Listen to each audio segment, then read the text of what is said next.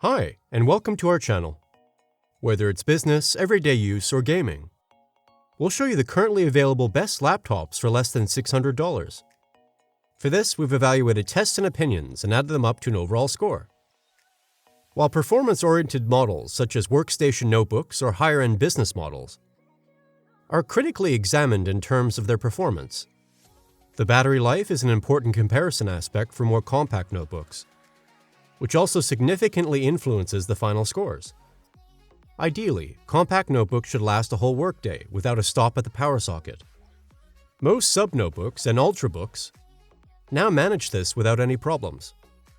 A strong heat development can reduce the lifespan of internally installed hardware. Therefore, this aspect is also measured in the test labs and compared with the market average. This is accompanied by noise measurements, because the fans of notebooks can get quite annoyingly loud after a full load.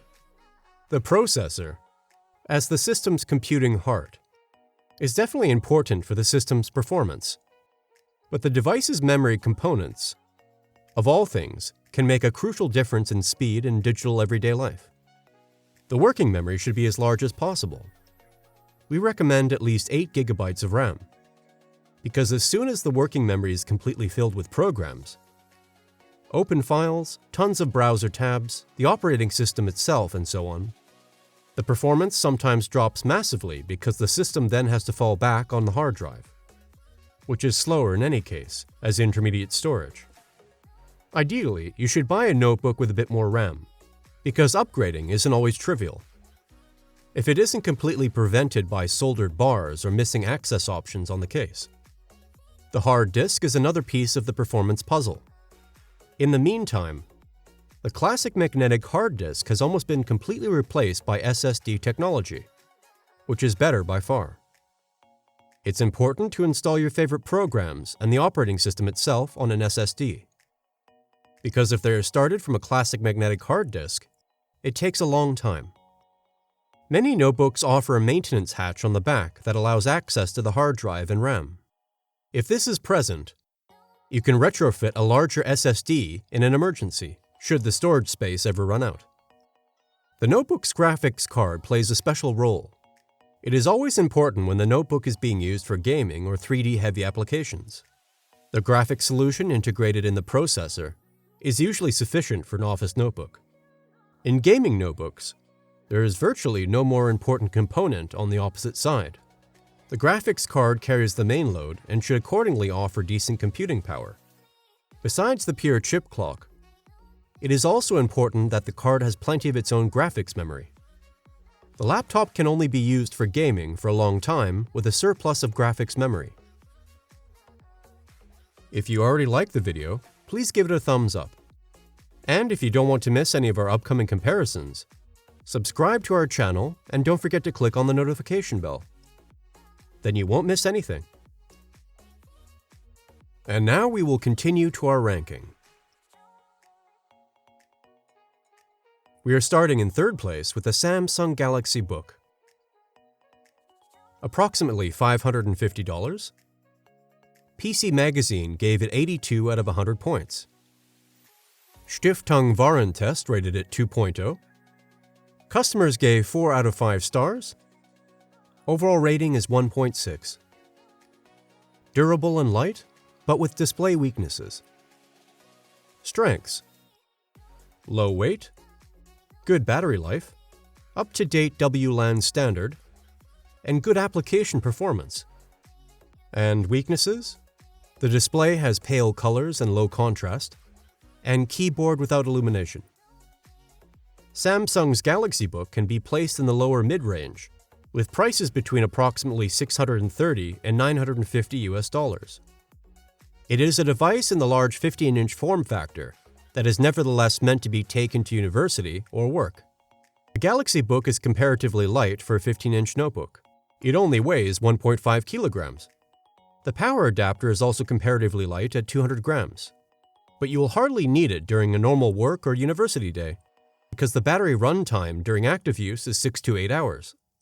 You should not expect miracles from the hardware in this price range, but the inner workings are still good. The Core i3 and i5 processors in the available variants work reliably in load situations and everyday work, thanks to a good turbo boost function, and there is enough working memory. However, demanding 3D applications are left out due to the lack of a dedicated graphics solution. The display is somewhat disappointing. While the Pro model of the Galaxy Book series shines here with OLED splendor, the non-Pro model only has a somewhat pale IPS panel, which is not very bright, has poor color space coverage, and contrast. And in second place, we have the Lenovo V15 AMD. Approximately $290. Gaming and home cinema gave 4 out of 5 points. Customers gave 5 out of 5 stars, and overall rating is 1.5. The Lenovo V15 ADA is an inexpensive office notebook, which performance is sufficient for everyday applications, as well as internet browsing. Thanks to extensive maintenance options, the working and mass memory can also be expanded later, and the input devices are also quite suitable for everyday use. The plastic case is simple and sturdy at the same time, which makes it suitable for frequently carrying it around. Besides the somewhat short battery life, however, there is one major point of criticism. This concerns the screen, which is extremely low in contrast and only has a very low brightness. In addition, the screen's viewing angles are very unstable, which makes it even more difficult to look at the content. Working on it all day is extremely strenuous for the eyes and therefore not recommended. By the way, you can find more details in the video description.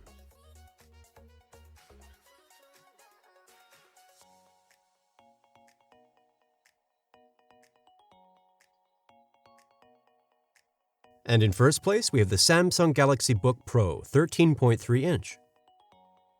Approximately $570. Stiftung Warentest rated it 1.7. Connect rated it very good. Customers rated it 1.4, and the overall rating is also 1.4. Flawless lightweight with OLED display. Strengths: first class AMOLED display, very low weight, good battery life, and Thunderbolt 4 port. And weaknesses: memory not expandable. Samsung's re-entry into the notebook market is slowly picking up speed. After several convertibles and models for different price ranges, the tech giant now targets mobile business users. The Galaxy Book Pro 13 combines maximum portability with excellent features and good performance. Without a doubt, the display is the highlight here. Instead of the usual TFT panels, an OLED screen is used here, which produces an outstanding picture quality with vivid colors and perfect contrasts. The 13-inch form factor is already good for portability, but the weight of around 880 grams is fantastic in the view of technical key data. Somehow, Samsung has managed to include a thick battery despite the tight dimensions and low weight, so the device can still last the day. Some models also support LTE via SIM card, which improves mobility even more. The compact device also has plenty of connectivity: USB-C with DisplayPort, HDMI, and Thunderbolt 4, plus the latest Wi-Fi 6 standard. If there's anything to complain about, it's the lack of storage expansion. In terms of computing power, the two available processors, Core i7-1160G7 and Core i5-1136G7, are well positioned. Thanks to the generous boost clock rates, even more demanding tasks are no problem. However, games are not the Galaxy Book Pro's hobby, due to the lack of a dedicated graphics solution. And that's it for our comparison of the best laptops under $600. Since each one has its own strengths and weaknesses, everyone should decide for themselves which suits them best. To help you decide, we have linked all the laptops in the video description for more details. I hope that I could help you a little deciding on your purchase. If so, please leave a like. And also don't forget to subscribe to the channel and click on the notification bell. That would really help us and the channel. And maybe you'll tell us in the comments which product you like best and which one you might have already decided on. Thanks for watching, and see you very soon. Goodbye.